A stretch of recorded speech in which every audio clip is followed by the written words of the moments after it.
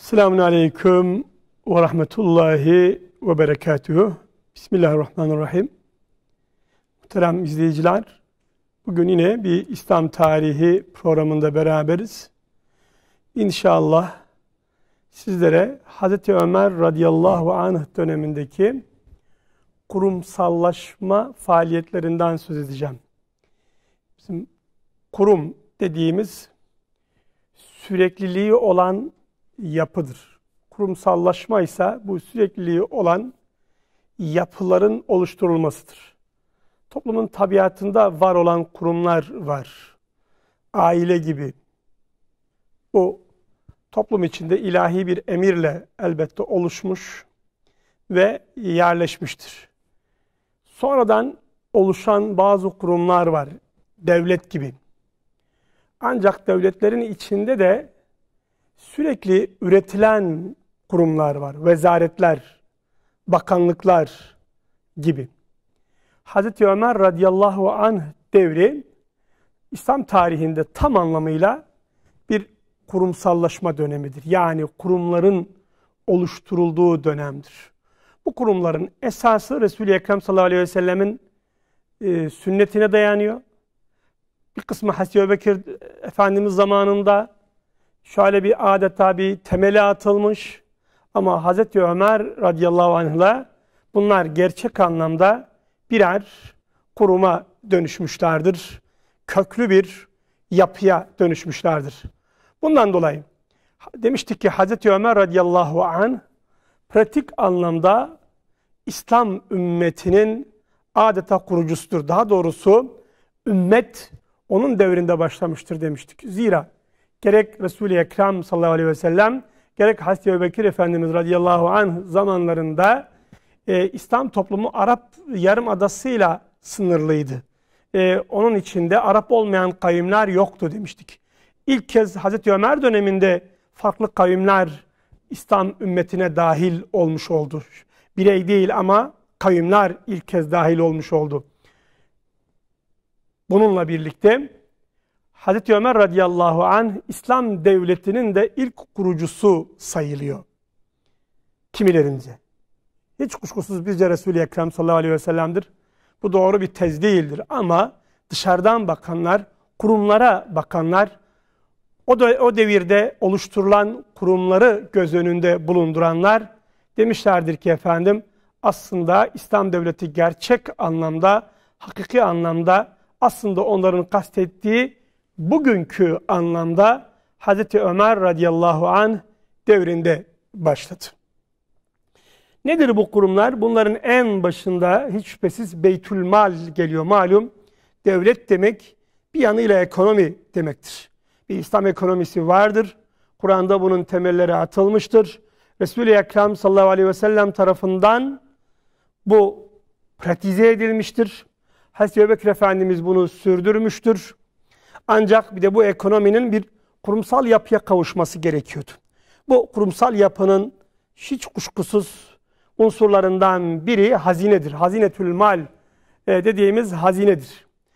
Daha Resul-i Ekrem sallallahu aleyhi ve sellem döneminde bir beytülmal kavramının aslında kullanıldığını düşünüyoruz. Hazreti Ebubekir döneminde ise bir beytülmalın olduğundan hiç şüphemiz yok. Daha önce Hazreti Ebubekir Efendimiz Medine'nin dışında iken ilk 6 aylık dönemde kendi yanında bir beytülmal bulunduruyordu. Medine'ye geldikten sonra ise bir odayı beytülmal olarak tayin etmiştir. Lakin bu beytülmala örneğin bir nöbetçi atanmasını gereksiz görmüştür. Vefat ettiğinde o beytülmalda aslında malın olmadığına şahitlik edilmiş. Dolayısıyla beytülmal aslında vardır. Bir unsur olarak ta baştan itibaren vardır. Lakin bugünkü devlet anlamında aktif değildir. Resul-i Ekrem döneminde temelleri atılıyor. Hazreti Ebubekir Efendimiz döneminde bir beytülmal malum mal evi, mülk evi, para evi gibi de diyebiliriz bugünkü anlamda. Böyle bir ev belirleniyor ama aktifleştirilmiyor. Hazreti Ömer dönemine geldiğimizde ise artık net olarak bir beytülmalımız var. Bunun şüphesiz ki altında sebepler var. Artık ganimet malları artmış, Müslüman nüfus çoğalmış, işler karmaşıklaşmıştır. Bu daha tertipli bir düzen gerektiriyordu. Dolayısıyla Hazreti Ömer burada ihtiyaca binaen böyle bir beytülmal oluşturmayı düşünüyor ve böyle bir beytülmal kuruyor. Kurumlar birbiriyle hep alakalı. Şimdi beytülmalde mal toplanıyor ki bu malın nasıl dağıtılacağı hususu da ashab arasında görüşülüyor. Örneğin mal geldiğinde Hazreti Ali Efendimizin hemen dağıtalım dediği, Hazreti Osman Efendimizin ihtiyaca binaen dağıtalım dediği malumdur. Fakat bu malı dağıtabilmeniz için sizin aynı zamanda kayıtlara ihtiyacınız vardır. Kayıt oluşturmanız gerekiyor. Bu da ne icap ediyor? Bu da divan gerektiriyor.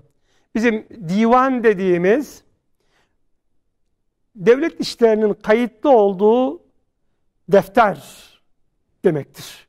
Devlet işlerinin kayıtlı olduğu defter, gerek idari işler, gerek mali işler, gerek askeri işler. Bu divan defterlerine, yani devlet kayıtlarına çok yönlü ihtiyacımız vardı.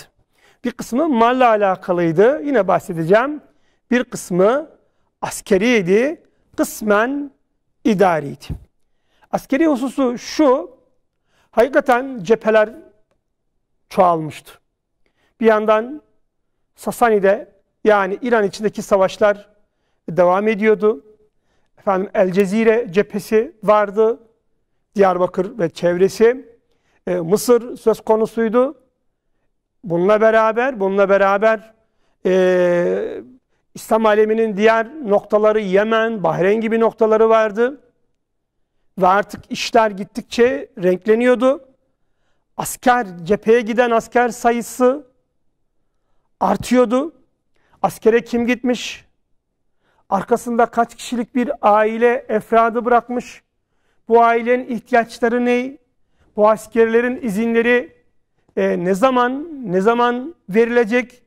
Bütün bunlar çok ciddi düzenlemeler gerekiyordu. Hazreti Ömer Efendimizin burada özellikle asker izinleriyle çok yakından ilgili olduğunu biliyoruz. Soruyor, kadınlara soruyor. Ve neticede bir kanaat oluşuyor onda. Ama bu izinlerin kullanılabilmesi için de kayıtlara ihtiyacımız var. Bunun için Hazreti Ömer Efendimiz bütün askerleri kayıt altına alıyor. Divan defterlerine kayıt ediyor. Böylece devlette resmi bir kitabet oluşuyor. Bir divan işi, kitabet işi oluşuyor.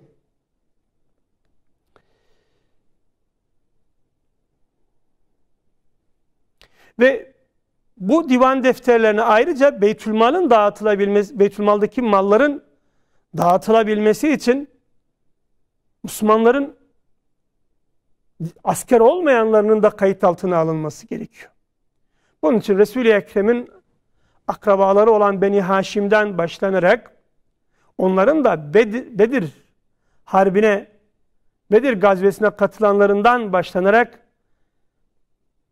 aynı zamanda Müslümanlar kayıt defterlerine geçiliyor. Bunun için gerekli görevlendirilmeler yapılıyor ve bunlar kayıt altına alınıyor. Örneğin Akil bin Ebu Talip, Mahreme bin Nevfel, Cübeyr bin Mu'tim gibi şahıslar bu işlerle ilgili olarak çalışarak kayıt yapıyorlar. Her kayıt için ayrıca Hazreti Ömer Efendimiz'e danışıyorlar. Burada bu sadece Medine'de yapılmıyor bu arada. Sadece Medine'de yapılmıyor. Eyaletlerde de hem beytülmal oluşturuluyor hem divan defterleri oluşturuluyor. Ve Medine'de oluşturulan divan defterleri Arapça ile yazılır iken diğer memleketlerde oluşturulan divan defterleri oraların diliyle yazılıyor. Mesela Şam'da yaygın bir Rumca kullanımı söz konusudur. Oralarda Rumca kullanılıyor. O dönemde devlet dili Bizans'tan dolayı Rumca idi, o coğrafyada Rumca kullanılıyor. Sasani'de hiç şüphesiz devletin dili Farsçaydı. Hazreti Ömer Efendimiz orada defterlerin Farsça tutulmasına müsaade ediyor. Hem o alanlarda katip bulmak daha kolaydı. Hem o yönde ihtisaslaşmış şahıslar vardı. Hem İslam devletinin bir dil takıntısı yoktu. Elbette Arapça Müslümanların anlaşma diliydi. Elbette Arapça Müslümanlar arasında bir iletişim diliydi. Lakin devletin resmi işlerinde Abdülmelik bin Mervan günlerine kadar her bölgede yaygın olan devlet dili daha önce neyse o dil kullanılmaya devam edilmiştir. Dolayısıyla Şam bölgesinde Rumca yaygın iken Rumca kullanılmış. İran coğrafyasında Farsça yaygın olduğundan Farsça kullanılmıştır. Diğer bir hususu burada ifade etmem lazım ki Hazreti Ömer'in burada divan defterlerine yaptığı kayıtlar, ashabla ilgili yaptığı kayıtlar aynı zamanda bizde bu tabakat kitaplarının da esasını oluşturulmuş. Ashabın fazilet durumu belirlenir iken, ashabın Müslümanlaşma sırası belirlenir iken o divan defterlerine bakılmıştır. Ve ondan yola çıkılarak bir tasnif yapılmıştır ki örneğin Muhammed bin Sa'd'ın meşhur Kitab-ı Tabakatil Kebir adlı değerli eseri her ne kadar 2 asır sonra yazılmış ise de Hazreti Ömer Efendimizin divan tasnifi dikkate alınarak oluşturulmuştur. Bu divan defterlerinin bize ayrıca böyle bir katkısı olmuş. Diğer bir teşkilat kurum Adalet Kurumu'dur. Adalet teşkilatıdır. İslam adalettir. Kur'an adalet üzerinde çok durur. Resul-i Ekrem adalet üzerinde çok durur. Ve Hazreti Ömer Efendimiz adaletle özdeşleşmiştir. İslam adaletiyle özdeşleşmiştir. Ona ne denmiştir efendim? Ömerül Adil denmiştir. Adil Ömer, Ömerül Adil denmiştir. Malum Faruk diye bir unvanı var ki hakla batılı ayıran, adil de adaletli demektir. Bu Hazreti Ömer'in adaleti diye dillere destan olmuştur. Hazreti Ömer dönemine kadar hakimlik yani kadılık dediğimiz teşkilat yeteri kadar yerleşmemişti. Herhangi bir ashab bu kadılık vazifesiyle, hakimlik vazifesiyle görevlendirilir. O da Müslümanlar arasındaki ihtilaflara bakar, kaza işlerini bu şekilde hal ederdi. Lakin İslam aleminin büyümesi, işlerin gittikçe karmaşıklaşması ve adaletin bir uzmanlaşma, ihtisas istemesi, hem fıkhi bilgi istemesi, hem insanları tanıma, insanların o hallerini anlama kabiliyeti gerektirmesi, belli şahısların bu işlerle görevlendirilmesini gerektirmiştir. Bunun için Hazreti Ömer radıyallahu anh kaza işleriyle kişiler görevlendirmiş. Medine'de genel olarak kendisi o görevi üstlenmek ile beraber zaman zaman diğer ashab da bu işi yapmıştır. Ama eyaletlere ayrıca valilerin yanına kadı tayin etmeye başlamıştır. Hakim tayin etmeye başlamıştır. Üstelik bu kadılar ile valiler arasına da sınır koymuştur. Yani Medine'de Ebu Derda, Küfe'de Ebu Kurra ile Kadı Şureyh, meşhur Kadı Şureyh, Mısır kadılığına Kays bin Ebul As gibi şahıslar, Basra kadılığına Ebu Meryem el-Hanefi, daha sonra Ka'b bin Sevr el-Lakti gibi şahıslar tayin edilmiş. Buradaki şahıslar, bu kadılar valinin emri altında çalışmıyorlardı. Kendi başlarına yetki sahibiydiler. Valiyi gözaltına alma yetkisine sahiptiler. Söz konusu vali muhakemeyi, yargılamayı etkileme ihtimaline sahipse, böyle bir durum söz konusuysa valiyi görevden bir süreliğine el çektirme, onu evine kapatma gibi yetkilere sahiptiler. Yine Hazreti Ömer Efendimiz hac emirliğini kendisi üstlenirdi ve her yıl Mekke'de temyiz mahkemesi kurardı. Yani kadılarla ilgili yargılamaları orada gözden geçirirdi. Varsa halktan bir itiraz, bizatihi dinlerdi. İster Müslüman olsun, ister gayrimüslim olsun, onları dinlerdi. Gayrimüslimler malum Mekke'ye giremiyorlardı. Ama onların sorunları da kişiler üzerinden Mekke'ye ulaşabiliyordu. Hazreti Ömer Efendimizin Mekke'de bu her yıl kurduğu temyiz mahkemesi, daha sonra bizde mezalim mahkemeleri dediğimiz mahkemelerin esasını oluşturmuştur. Mezalim mahkemeleri malum daha çok Selahaddin Eyyubi Hazretleri ile özdeşleşmiştir. Mezalim mahkemeleri bizde devlet başkanının veya devletin bir yerdeki en üst mülki amirinin haftanın 1 veya 2 günü halkın ulaşabileceği bir yerde, arada hacip yani özel kalem müdürü dahi olmadan devlet yetkililerini de yanında hazır bulundurarak halkın devlet yetkilileriyle ilgili şikayetlerini dinlemesi ve çözüme kavuşturmasıdır. Bu İslam'ın adaletinin en mühim yönlerinden biridir. Daha önce zaman zaman buna benzer uygulamalar mutlaka dünyanın farklı yerlerinde olmuştur. Ama ilk kez İslam ile mezalim mahkemeleri kurumsallaşmıştır. İslam zulmü ortadan kaldırmış, adaleti hakim kılmıştır ve Hazreti Ömer Efendimiz bu adaletin yerleşmesinde hakikaten önemli bir şahsiyet konumundadır. Yine kendisi kadılara zaman zaman adaleti nasıl tatbik edecekleriyle ilgili talimatnameler göndermiştir. Bunlar da elimizde. Örneğin Basra kadısı Ebu Musa el-Eş'ariye bir hukuk talimatnamesi gönderdiğini biliyoruz. İlk cümlelerini okuyayım, ona fazla vaktim olmayacak.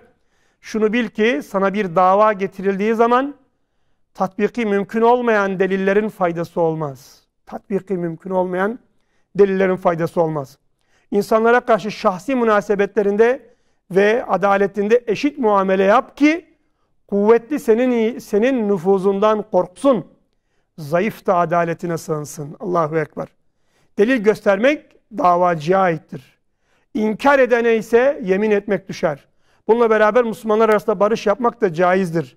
Ancak helali haram, haramı da helal kılan sulh mümkün olmaz. Bir davada hüküm verdikten sonra bu hükmün yanlışlığına kanaat getirdiğinde doğruya dönmekte tereddüt etme. Çünkü asıl olan doğruya ulaşmaktır ve bu esas yanlışta devam etmekten daha hayırlıdır. Kur'an ve sünnette açık bir hüküm bulmadığın hallerde hüküm vermekte zorluk çekersen önce buna benzer davalar ve örnekler ara ve öndeki davayla arasındaki ortak yanları tespit et diye hakikaten çok ayrıntılı ve Müslim gayrimüslim herkes için esasen çok ama çok iş görecek, çok kıymetli ilkeler, hukuki ilkeleri kadılara göndermiştir.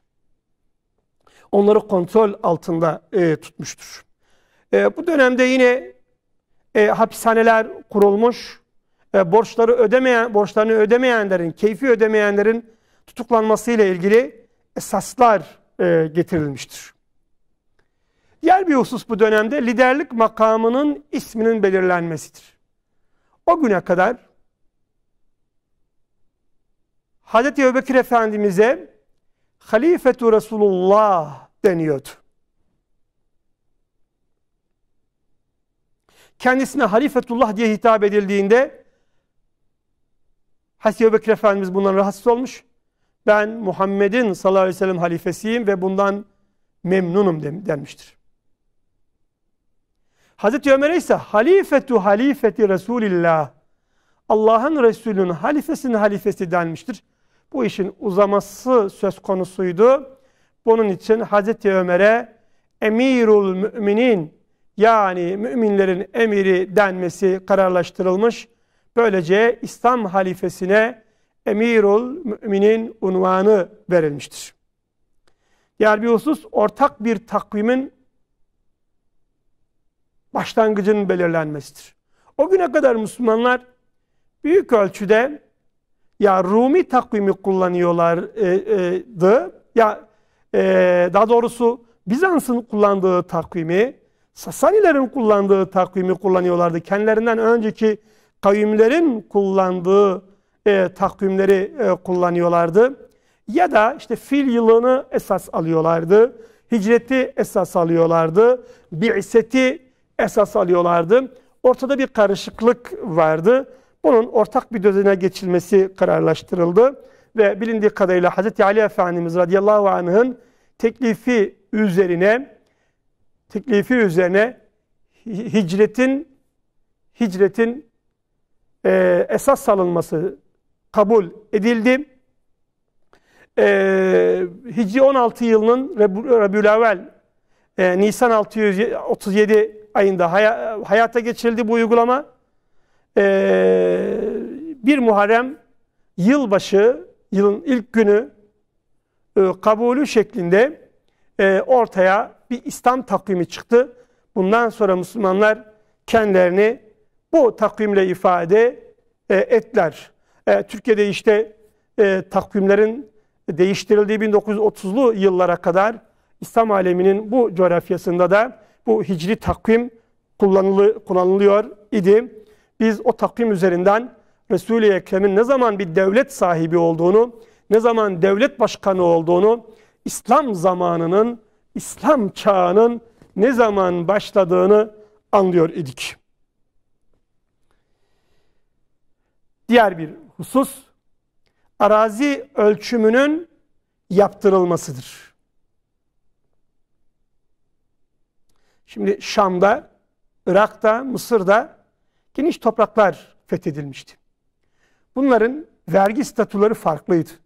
Sulhla fethedilenler, savaşla fethedilenler, atıl toprak durumundayken ıslah edilenler, veba hastalığından dolayı sahipsiz kalanlar, bunlar ciddi bir sorun oluşturuyordu. Bundan dolayı Hazreti Ömer Efendimiz henüz Irak fethedildiğinde Sevad bölgesi arazisinin ölçümü için Osman bin Huneyf ve Huzeyfe bin El-Yaman'ı görevlendirdi. Buradaki araziler, metrelerini ifade etmeme gerek yok, ölçüldü. Yine Sevat ve Cebal bölgesinde kadastro çalışmaları bu dönemde yapıldı. Hangi toprak kime ait, hangi toprak hazineye ait, hangisi sahipsiz diye bunlar tek tek tayin edildi. Abdülmelik bin Mervan döneminde yeniden bir kadastro çalışması yapılıncaya kadar Hazreti Ömer Efendimizin bu kadastro çalışması esas alınmıştır. Cizye ve haraç miktarlarının belirlenmesi yine bu dönemde vergilerle ilgili esasların bir gözden geçirilme ihtiyacı duyulmuştur. Bunun için Hazreti Ömer Efendimiz belli cizyeler ortaya koymuştur. Fakir mi, zengin mi, çalışıyor mu, ne kadar ödeyebiliyor? Buna göre gayrimüslimler içinde valilerin tatbik edecekleri, kadıların ise takibini yapacakları vergi esasları getirilmiştir. Bizde genel olarak bu işlerin adilce yürütülüp yürütülmediği kadılar tarafından kontrol edilmiştir. Yine bu dönemde bir kişinin günlük gıda tüketiminin belirlenmesi, o günün ölçüleri içerisinde bir aile ne kadar tüketir, bununla ilgili tespitler yapılmış ki ta ki Müslümanlar ihmal edilmesin, Müslümanların işleri görülsün, Hazreti Ömer Efendimiz ve idareden şikayet eden tek bir kişi dahi kalmasın. Ticaret mallarına öşür vergisinin konması yine bu dönemde faaliyete geçen bir husus. Onda bir vergi alınıyordu. Bununla ilgili zimmilerin de artık tüccarlarından vergi alınmaya başlanıyor bu öşürle ilgili olarak. Yine gençleri ilgilendiren bir hususla ilgili olarak Müslümanlar zenginleşiyordu ve bu zenginleşmeyle beraber mehir de gittikçe artıyordu. Belki yabancı kadınların sayısının artmasıyla mehri az verenler de oluyordu. Maddi durumlarına göre az verenler de oluyordu. Bunun üzerine Hazreti Ömer Efendimiz yine mehrin alt ve üst sınırını belirlemeye dönük bir uygulamaya geçti. İslam toplumuna bu yönde yeni bir düzen getirdi. Ya o günün koşullarında şu anda bir anlam ifade etmiyor ama kadınların mihirlerini 40 ukiyeden 1600 dirhem fazla tutmayın. Bunu yapan olursa fazla kısmı Beytülmal'e alırım diye tehdit ediyor. Şüphesiz ki burada tespit edilen rakamlar sabit rakamlar değildir. Bu rakamlar kişilerin ve maddi durumuyla ilgili olduğu gibi o devrin ekonomik ortalamasıyla, iktisadi değerleriyle de alakalı bir husustur. Titiz bir insan Hazreti Ömer Efendimiz hakikaten şehirlerde sokak ve caddelerin genişliğini tespit ediyor. Elbette eski şehirlere dokunmuyor. Mekke'yi yıkmıyor mesela. Medine'yi yıkmıyor. Lakin burada Küfe, Basra, Fustat gibi şehirler kurulmuştu. Buralara Araplar yerleştirilmişti. Hazreti Ömer burada her adımını planlı atıyor. Bunun için cadde ve sokakların ve mahalle yerleşiminin günlük ihtiyaca uygun olması emrini veriyor. Buna göre cami tam ortada ve şehrin bütün sokakları camiye açılıyordu. Caminin etrafında geniş bir meydan bulunuyordu. Bütün sokaklar camiye açılıyordu. Cami burada İslam şehrinin kalbi gibi bir işlev görüyordu. Kenarında bir yer değil cami, kıyıda bir yer değil. İslam şehrinin tam böyle merkezinde yer alıyordu. Hazreti Ömer Küfe'de ana caddelerin 24 metre, bir alt büyüklükteki caddelerin 18 metre, onlardan daha küçük caddelerin 12 metre, sokakların 4 metre yapılmasını emretmiş. Ayrıca kabilelere ayrılan mahallelerin ortasına 60 zira büyüklüğünde yaklaşık 1300 metrekare büyüklüğünde bir meydan bırakılmasını. Bakın bugün çocuk parklarından söz ediyoruz. Mahallelere bir meydan bırakılmasını emrediyor. Basra şehri kurulurken de şehir ana caddelerinin 36 metre, ara caddelerin 12 metre, sokakların 4 metre genişliğinde tutulduğu ifade ediliyor. Ayrıca kabileleri birbirinden ayıran sınırın ortasında ölülerine mezar yapmak, hayvanlarını bağlamak için geniş alanlar bırakılıyor.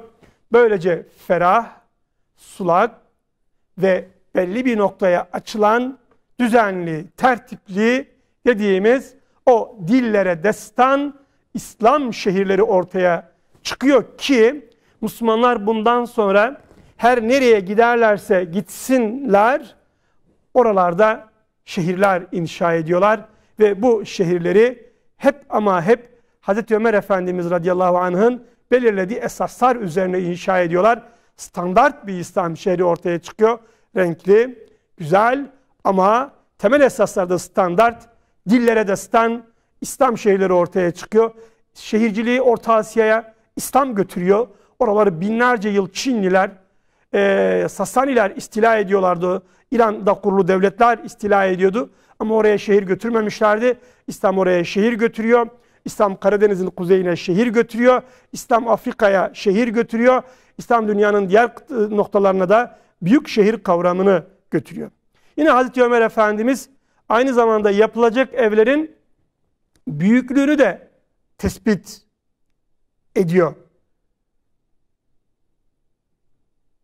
Evler daha önce kamıştan yapılmıştı. Daha sonra yangına karşı bir tehlike belirince kerpiçten evlerin yapılması için ondan izin istediler. Öyle rastgele yapılmıyor. Bu izinler verilince de Hazreti Ömer evlerin sade tutulmasını, genellikle 3 odadan ibaret büyük ve yüksek evler, aynı zamanda bahçeli evler şeklinde bir ev tarzı belirleniyor ki bu da İslam'a, bu da dünyaya İslami hane, İslami ev, beyt dediğimiz o mükemmel yapıyı kazandırıyor. Bunun dışında ilk kez Hazreti Ömer Efendimiz radıyallahu anh zamanında cemaatle teravih kılınıyor. Daha önce ayrı kılınıyordu.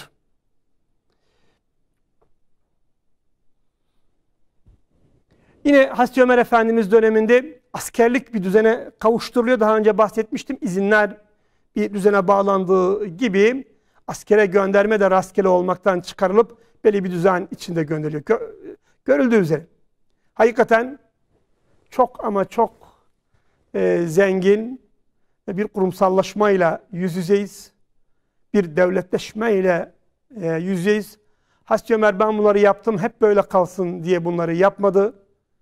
Ben böyle yaptım. Siz de günü gelince kendinize uygun kurumlar üretirsiniz diye bunları inşa etti. Müslümanlar onun bu tatbikatına tabi oldukları sürece hakikaten ilerlediler, yol aldılar.